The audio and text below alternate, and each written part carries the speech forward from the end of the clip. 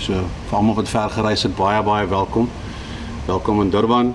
Dit is nou nie die beste omstandighede om besoek af te lê in Durban nie, maar hier is ons en ons gaan vandag 'n lewe herdenk.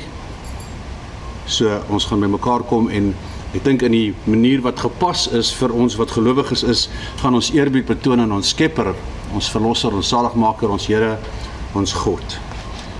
Want ons gaan sien ook vanoggend dat alles wat ons doen, kom van hom af en gaan terug na hom toe. So kom ons open in gebed. Hemelse Vader, baie dankie vir die goedheid en die guns. Dankie dat U vir ons genadig is. Dankie vir vrede, vir liefde, vir troos en vir gemoedsrus in die wete dat U getrou is en U sorg vir U kinders. Here, ons is vanoggend hier om afskeid te neem. Ons vra dat U ons sal onderskraag, dat U ons sal kalmte gee, dat U vir ons sal fokus gee, maar ook dat U vir ons sal krag gee om deur die moeilike tye te kom. Ons vra dat U ons verrigtinge sal seën met U teenwoordigheid en dat U ons wysheid sal gee om U naam te mag eer. Ons vra dit in die heilige naam van Jesus Christus, ons Verlosser en ons Saligmaker. Amen. Ek ken vir Shala al 'n rukkie, en soos dit mag gaan in enige verhouding, as ou iemand lank genoeg ken, dan is daar elke nou en dan 'n getone trappery. So ek het al by hom pak gekry, maar hy het nog nie by my pak gekry. So, dit is vir my 'n besondere voorreg om vanoggend hier te mag wees, en om by jou en jou familie te mag wees. Sal baie dankie vir die geleentheid en die voorreg om hier te mag wees. En ons dink nou vanoggend aan Jonathan Willemse. Kan ek maar sê John? Meneer Williams, yes. So, soos wat ek het verstaan, het hy 'n vol lewe gehad. En hy het sy watervoete gehad, wat belangrik is vir meeste mense as jy op die kus bly. En hy het baie van sy tyd spandeer op 'n boot. En hy het ook 'n vol lewe gehad, en die woord sê vir ons dat as jy 'n kind is soos 'n pyl van die Here af, en as jy, hoe meer jy het, hoe meer geseënd is jy. En soos wat ek het verstaan, het hy 'n paar generasies gehad wat agter hom aangekom het. En dit kom met sy eie verantwoordelikhede, want 'n ou moet die voorbeeld lewe, want ons as mense is maar snaakse dinge, ons is maar, dis hoekom die Here ons noem skapies. Ons volg mekaar. So as 'n ou nie 'n goeie voorbeeld het nie, dan gaan jy 'n slegte voorbeeld volg.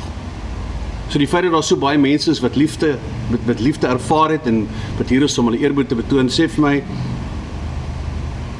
John het 'n goeie voorbeeld gestel. Hy het 'n diep spore getrap en hy het mense se lewens raak gevat. So, met dit gesê, moet ons probeer om alles in konteks te sien, en ons wil graag probeer uitvind, waaroor gaan hierdie hele ding van gebore word, groot word, lewe bou, oud word, en aanbeweeg na die hiernamaals.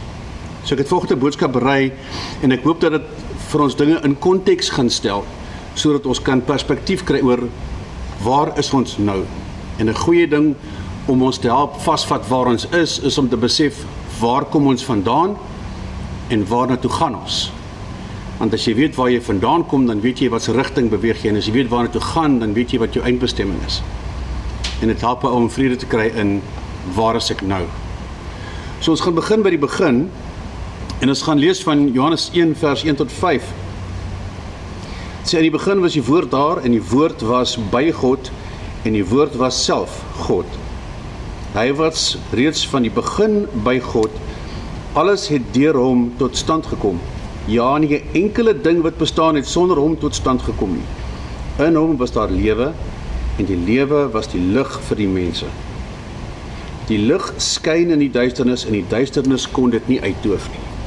So wanneer ons kyk na die skepping en alles rondom ons, die stoele, die speakers, die ligte, die bome, die swembad, ons karre, alles, heelal, alles is geskape deur God.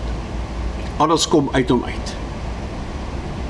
So ons oorsprong, die fondasie, die boublokke wie ons is, wat ons mens is, ons DNA, alles wat ons is, bestaan omdat God dit geskep het. Dit is waar ons vandaan kom.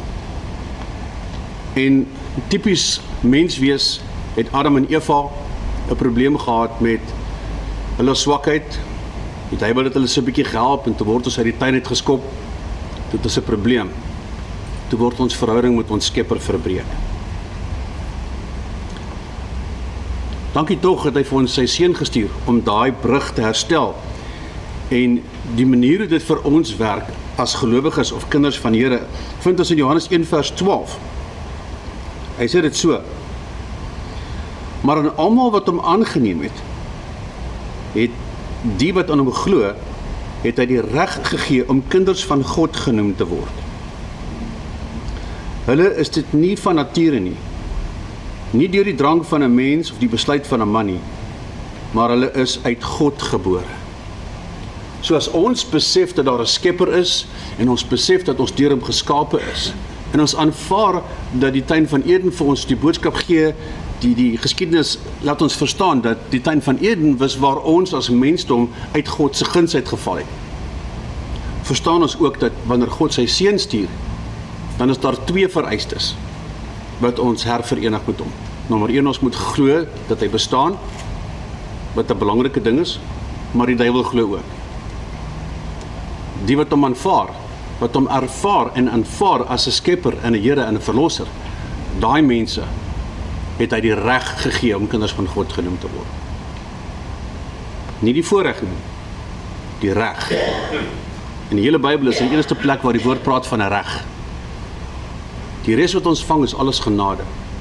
So wanneer ons glo dat God sy seun gestuur het en ons aanvaar hom as ons Verlosser en Saligmaker, het hy vir ons die reg gegee om kinders van God genoem te word.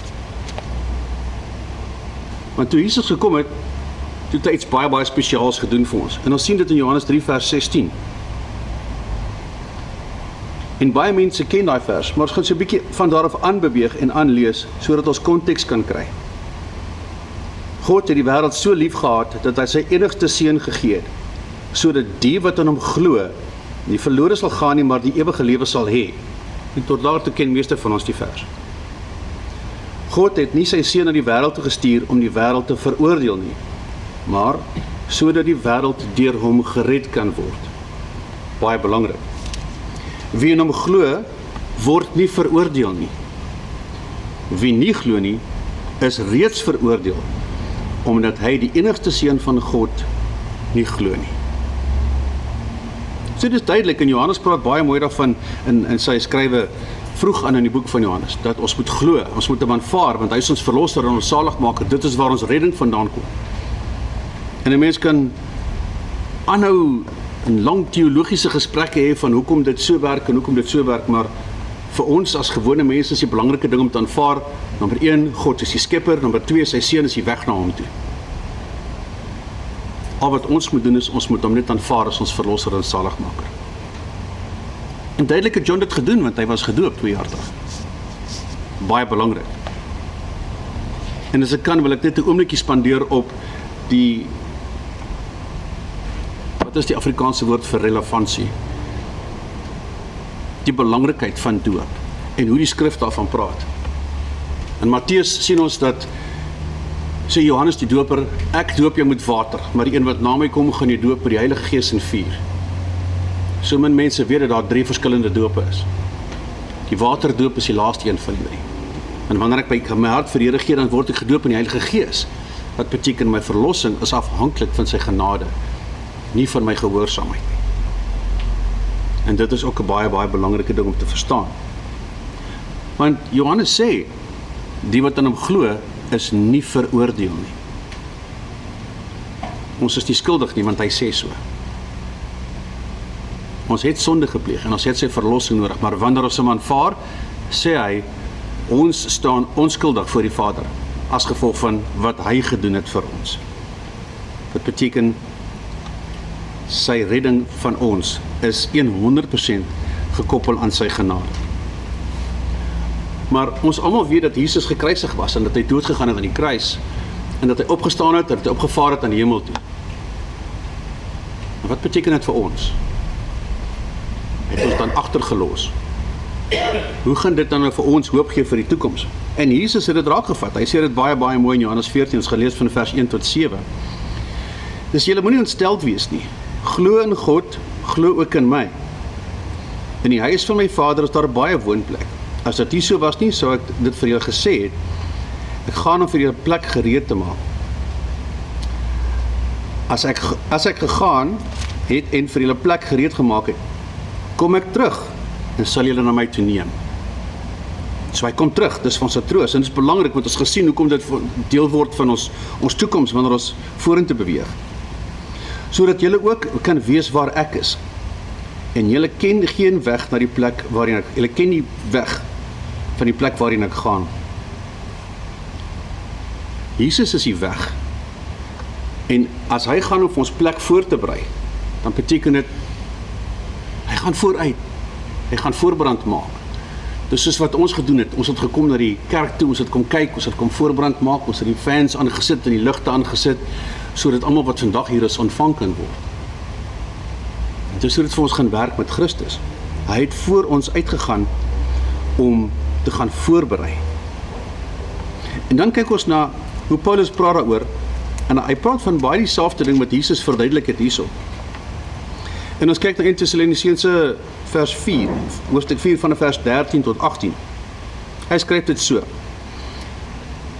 Hy sê, ons wil hê broers dat julle nie onkundig moet wees oor wat met die ontslapenis gaan gebeur nie. Praat ons nou spesifiek van John, die ontslapenis. Dan sal julle ook nie treur nie, soos die ander mense wat geen hoop het nie, want ons as gelowiges treur nie oor 'n verlies nie. Ten minste nie op dieselfde manier as die wêreld nie. Ons treur op 'n ander manier. Vir ons is dit nie tot ziens nie.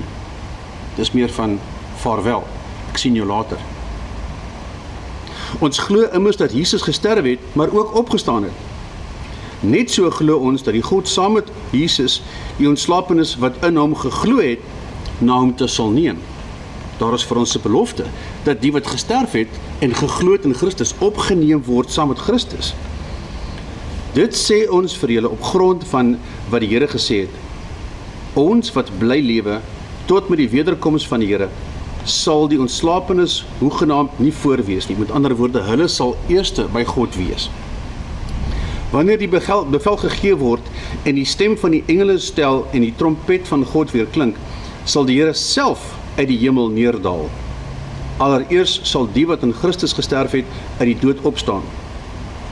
Belangrike belofte vir ons nou. Daarna sal ons wat nog lewe saam met hulle op die wolke weggevoer word in die lug, die Here tegemoet, en so sal ons altyd by die Here wees. So ons het gesien dat God die wêreld geskaap het, hy het ons deel gemaak daarvan, hy het ons sondes bedek met die lewe en die bloed en die sterfte van Christus, maar daar is 'n belofte dat Christus gaan terugkeer. En wanneer hy terugkeer, gaan hy die wat aan hom glo na hom toe bring. So daar is vir ons 'n troos in hiernamaals, in dat ons het hierdie hoop dat ons Vader ons gaan opbring na sy teenwoordigheid. Maar dan trek ons nog so 'n bietjie swaar, want ons trek so 'n bietjie tou met al hierdie goed van wat gebeur in die tussentyd. Hoe gaan dit vir ons spesifiek werk as gelowiges as ons nou kyk daarna, en hoe werk dit vir ons spesifiek? En ek wil graag kyk na 2 Korintiërs 5.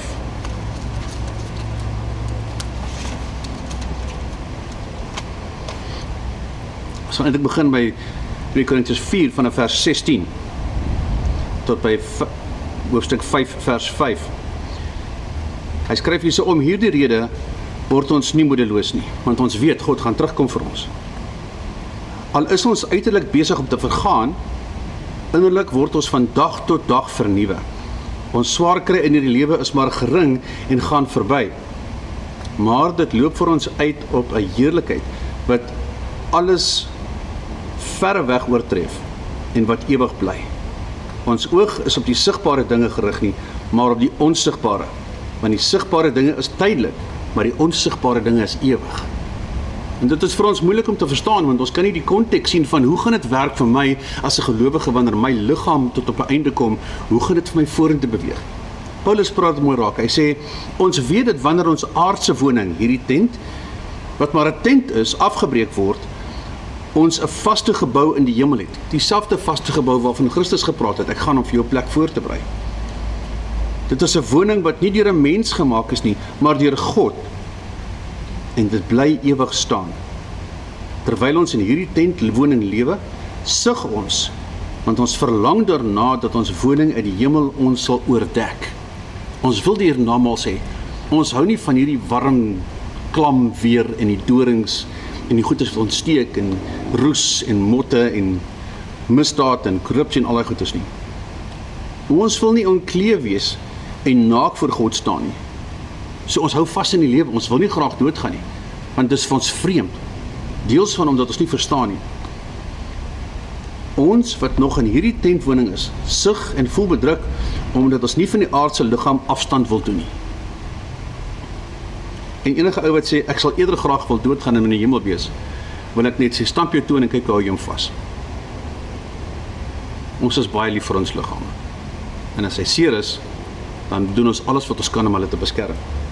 So wat Paulus skryf is nogal waar. Ons wil die hemelse bo oor die aardse aantrek, sodat wat sterflik is, verteer kan word deur die lewe. Hy wat vir ons hierdie oorgang voorberei het, is God. As waarborg hiervan het hy vir ons die Heilige Gees gegee. Dit bring ons terug by die doop, waar Johannes sê, ek doop jou met water, maar een wat na my kom, is groter as ek, en hy gaan jou doop met die Heilige Gees en met vuur. Wanneer ons sê, ons aanvaar God as ons verlosser en saligmaker, en dit wat Jesus Christus vir ons gedoen het, ontvang ons sy Gees, en is ons gedoop in God se huis in. Dit beteken, hierdie beloftes is waar vir ons. Dit beteken, daar is vir ons hoop. Dit beteken vir ons, die graf is nie die einde van die pad nie. Dit is die einde van die aanloopbaan, want daarna as jy in die lig, as jy 'n loods is. Daarna as jy by jou Vader, by jou Skepper, en jou tentwoning is tot niet gemaak. Maar jou hemelse woning bestaan, en staan vas, omdat God 'n goeie God is. So, ons het basies vol sirkel gekom, nou waar ons gesê het, ons verstaan dat ons geskep is deur God, dat ons in sonde geval het, dat Christus vir ons die pad opgemaak het om terug te kom by die Vader, en wanneer ons hom aanvaar, weet ons, hy het voor ons uitgegaan om 'n plek voor te berei. Sodat wanneer ons soos John gehoorsaam was, en ons besluit ons gaan gedoop word, en ons het 'n verhouding met die Here, dan weet ons, hy is waar ons wil wees. Hy het nie nodig om meer te stry en daai stryd deur te maak daarvan om sy liggaam neer te lê nie. Vir hom is daai gedeelte van sy journey is verby. Is afgehandel. Ons moet nog opstaan en ons moet nog gaan werk en 'n salaris verdien en ons liggame voer want hulle kla. Maar wanneer ons by God is, sal daai las van daaglikse swaar kry nie meer ons deel wees nie. Ek glo tog dat ons gaan werk in hiernamaals. Maar terwyl ons nou wag vir ons lewe om tot op einde te kom en vir ons sperdatum om op te daag, het ons 'n verantwoordelikheid. En Paulus vat dit raak in Hebreërs 12, ek lees van vers 1 tot 3. Terwyl ons dan so 'n groot skare geloofsgetuienis rondom ons het, laat ons elke las van ons afgooi, ook die sonde wat ons so maklik verdruk, en laat ons die wedloop wat voor ons lê, met volharding hardloop. Die oog vestig op Jesus, die begin en die volëinder van die geloof. Terwille van die vreugde wat vir hom in vooruitsig was, het hy die kruis verduur, sonder om vir die skande daarvan terug te deins, en sit nou aan die regterkant van die troon van God. As ons onsself in 'n posisie plaas waar ons in daai verhoudingsplek is met God, dan verstaan ons dat die lewe wat ons hier moet deurmaak, die ongemak, die ongerief, die oud word, die siek word, die swaar kry, en uiteindelik die dood gaan, het alles 'n plek in sy groot plan. En wanneer ons verstaan hoe 'n ding werk, en waar ons is op ons pad, is dit vir ons baie makliker om te sê, sjoe, ons gaan hom mis. Maar ons gaan hom weer sien. So dis maar, wanneer ons 'n babietjie is, en ons is baie klein, en jou ma loop uit die vertrek uit, dan sy weg, sy bestaan nie meer, jy begin jy huil tot sy terugkom. En so leer ons om te verstaan dat wanneer 'n volwasse mens in 'n ander gesprek, in 'n ander vertrek is, beteken dit nie hulle is nie teenwoordig nie. Dit beteken net ons kan hulle nie sien nie. En vir ons wat aan hierdie kant van die graf is dit belangrik om te verstaan dat mense soos John wat reeds aan die ander kant van die graf is nie weg nie. Hy is by sy Vader. En wanneer ons eendag gaan van daai rispe na 'n bottervliegie, butterfly, skoenlapper, sal ons saam met hom in daai verheugde plek kan wees. Het is belangrik dat ons nie die voorwaarde vergeet nie. Die wat aan hom glo, die wat hom aanneem. Hierdie hoop bestaan vir hierdie wat hom aangeneem het. Dit is vir hulle wat die troos bestaan, wat die werklikheid bestaan. En die groot ding van die hele evangelie in die Bybel is dat dit word op niemand forceer nie. Dis 'n keuse wat elke persoon maak. En as jy vir jouself sê ek is op 'n goeie plek, dan is dit oukei. Maar as jy sê ek is op 'n plek waar ek wil deel hê aan hierdie familie van Christus en van die koninkryk van God en ek wil die reg hê om 'n kind van God genoem te word, is dit vir my belangrik om te sê ek moet verstaan hoe dit werk, waar ek is op my pad en waarna toe ek is. En vir die wat meer wil weet kan ou sê, laat ek bietjie die woord bestudeer en leer wat my verantwoordelikhede is. Want die Bybel sê vir ons ook dat die wat getrou is oor min gaan aangestel word oor baie. En baie keer dink ons, ek dink dit gaan nogal vervelig wees om na 2000 jaar in 'n wolkie te sit en 'n harp te speel. Maar dis nie hoe dit werk nie. Ons lewe ons lewens en in die hemel gaan ons ook verantwoordelikhede hê. Ons gaan ook mense wees wat in gesag staan en onder gesag staan. Want ons gaan nog steeds die Here dien. Dis hoekom hy sê dat ons getroue diensknegte moet wees. Want ons word voorberei vir 'n hiernamaals. Nou dat ons al daai gesê het, moet ons ook dink aan John en die lewe wat hy gelei het, die voorbeeld wat hy gestel het en die mense se lewens wat hy raak gevat het. Ek dink dit is belangrik om te onthou dat elke mens wat hier is, raak 'n ander mens se lewe. En as 'n ou in 'n bootwêreld is en jy ry langs 'n ander boot, dan weet jy, as jy te ver agter raak, dan gaan jy in sy golwe sit. En as jy te ver voor is, dan gaan hy in jou golwe sit. Maar die feit dat sy lewe jou nie noodwendig raak in daai oomblik nie, beteken nie dat jy heeltemal immuun is teen wat aangaan in sy lewe nie. Die Engelse mense het so mooi woord daarvoor, hulle gebruik dit by begrafnisse ook, hulle noem dit 'n wake. Die golwe wat agter die boot kom. As ou te ver voor is of te ver agter is, dan raak ons mekaar se lewens en ons doen skade. Maar John was 'n tipe van ou gewees wat gesê het, weet jy wat nee, ek gaan deur my lewe, my vreugde, my musiek, my werk op die boot, gaan ek 'n voorbeeld stel. Ek gaan mense se lewens raak, want aan die einde van die dag is dit al wat ons het. Die enigste ding wat jy deur die graf vat, is die verhoudings wat jy bou in hierdie wêreld. Die res moet alles agterbly.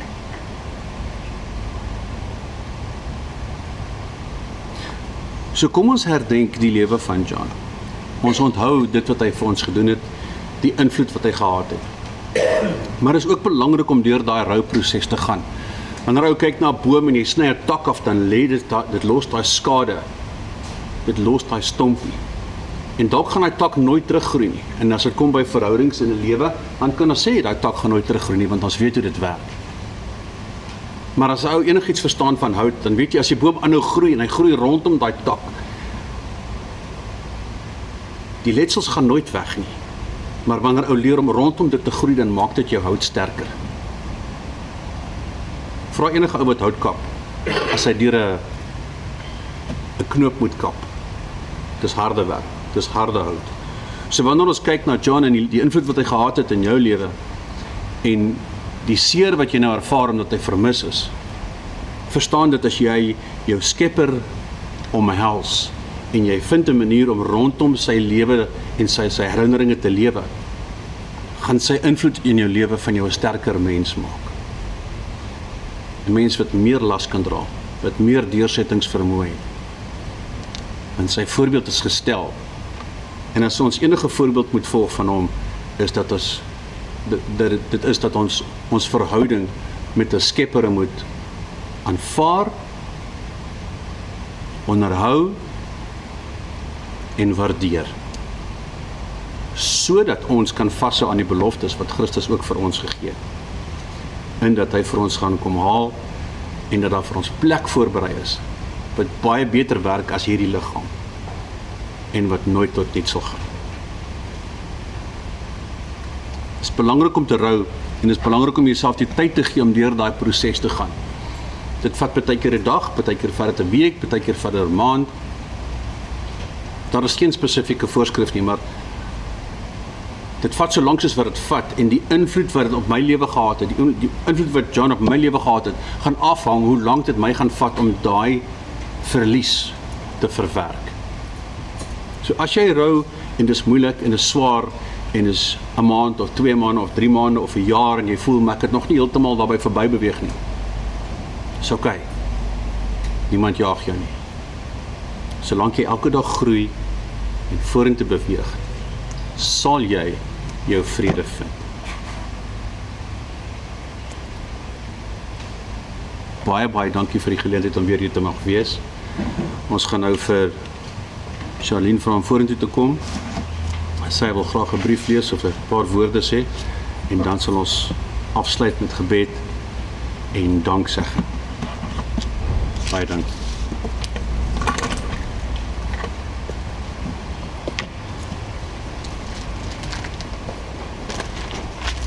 Hallo almal. Papa, vandag staan ek hier met 'n swaar hart. Ek is kwaad vir die hele wêreld. As ons pappa maar nog net 'n rukkie kon gehad het.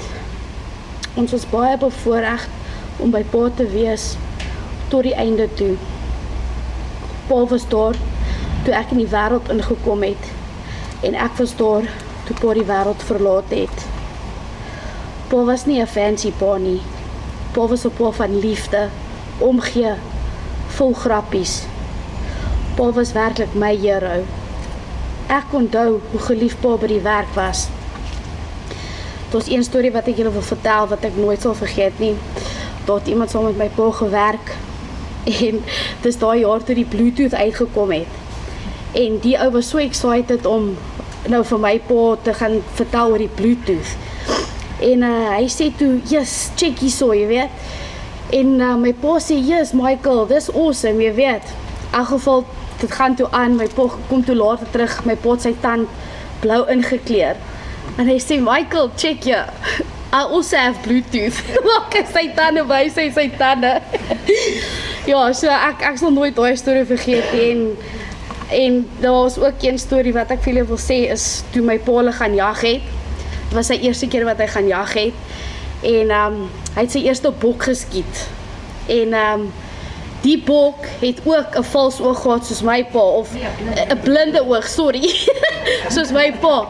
En ek onthou my pa was baie hartseer geweest, want vir hom, hy het nie sulke goeders gelaai, jy weet, om diere seer te maak en so nie, maar dit was ook vir hom spesiaal, en dit was net so ironies hoe die bok ook nou net 'n blind oog gehad het, jy weet, so, ja, en, ag, dis maar net die tipe dinge wat my pa gedoen het.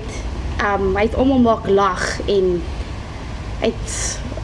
hy was eintlik kwaai partykeer, maar hy was eintlik ook so sag gewees. En ja, so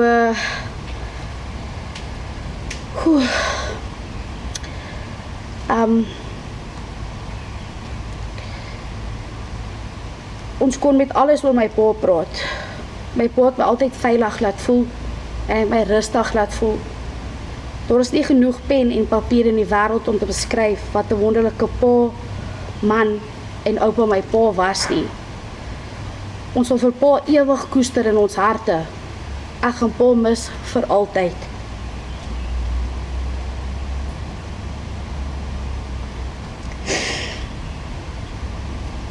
Ek wil net sê baie dankie aan Tannie Mel, wat by my pa gestaan het. Deur health en sickness, of was hulle nie eens getroud nie. Sy het so mooi agter my pa gekyk, en ek weet regtig nie wat ons so raak gedoen het nie. En ek is so bly, Titan het in ons lewens gekom, want vir my is sy ook nou soos 'n ma. Ek wil dankie sê vir al ons familie, vriende, wat ons bygedra het en altyd net daar is vir ons en ons bystaan, maak nie saak wat nie, op hulle ver, ons sien nie mekaar nie, maar dis net, ons almal het altyd net 'n band. En ek wil net sê dankie namens my en my sissies. Dankie almal dat julle gekom het. En ek weet dat my pa diep spore in mense se harte gelos het. Baie dankie.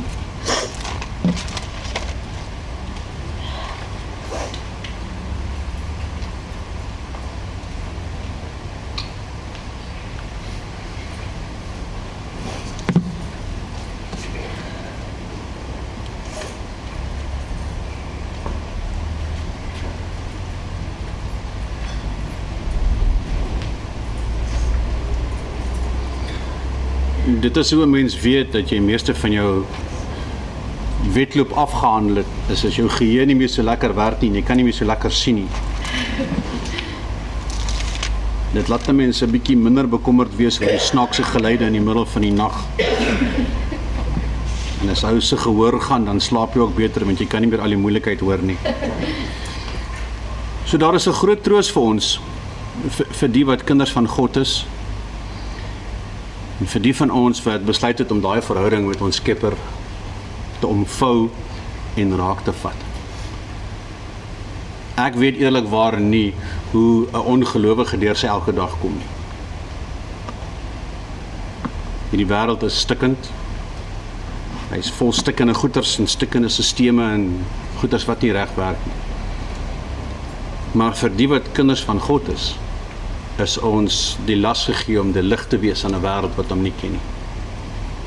Maar na die wêreld sien wat se hoop ons het, dan wil hulle deel word van ons familie. So kom ons hou vol met ons stap met die Here. Kom ons volg in John se voetspore. Kom ons volg sy voorbeeld en ons sê, ons wil hom graag weer sien eendag. En ons weet nou hoe om dit gedoen te kry. Want ons is almal afhanklik van God se genade, al erken ons hom nie. So ons gaan afsluit in gebed en ons wil dankie sê vir John se lewe, vir die voetspore wat hy gelos het en vir die lewens wat hy raak gevat het en vir die verskil wat hy gemaak het vir ons almal. Maar ons wil ook ons afhanklikheid aan God beken en vir hom vra om ons te seën. Moses het vir Aaron gesê, so moet julle sê wanneer julle die Israeliete seën, dat die Here sal julle seën en die Here sal in julle beskerm, die Here sal tot julle redding verskyn en julle genadig wees. Die Here sal julle gebede verhoor en aan julle vrede gee. So moet jy die priesters my naam oor die Israeliete uitroep en ek sal hulle seën. Wanneer ons onsself onderwerp aan God se goedheid en sy guns en ons roep aan sy naam, ons hou vas in sy naam, dan sal hy ons seën, want dit is wat hy wil hê. Jy was 'n Williams, nou is jy 'n Willemse. Ja. Hy's 'n Charles, jy's 'n Charlene. Jy's 'n mens. Daar sê. En as jy sê jy's 'n kind van die Here, dan draai jy sy naam, dan noem ons jou Christen. Iets iemand te dink. Kom ons sluit af in gebed. Hemelse Vader, U is ons Skepper, ons Redder, ons Verlosser, ons Saligmaker, ons rots, ons kroon, ons rustigheid, ons vrede, ons krag, ons sterkte, en U is ons redding. Here, ons verstaan dat U ons Skepper is, ons verstaan dat ons afhanklik is van die genade, ons verstaan dat ons met 'n goeie oortuiging kan sê dat John is by U. Hy het U aanvaar, hy het sy lewe het getuig daarvan. Here, help ons om ons vrede te vind, help ons om ons kalmte te kry, en help ons om deur hierdie moeilike tyd te beweeg en aan te beweeg en sterker te word soos wat ons leer hoe om rondom die skade en die seerkry te groei. Here, ons vra dat U gesig op ons sal laat skyn, dat U genade oor ons sal uitstort en dat U ons sal deelmaak van U vrede. Ons vra dat die mense wat hier is sal onderskraag, die wat ver gery het, genade sal gee soos wat hulle terugbeweeg huis toe, maar ook dat U vanoggend sal seën, wanneer ons nou hier van hier af gaan en met mekaar gaan gesels en kuier en inhaal en skinder oor die kinders en die kleinkinders en die familie en nuwe verhoudings bou vir die pad vorentoe. Ons vra Here vir die seën en vir die kalmte oor ons almal. En ons doen dit in die heilige naam van Jesus Christus. Amen.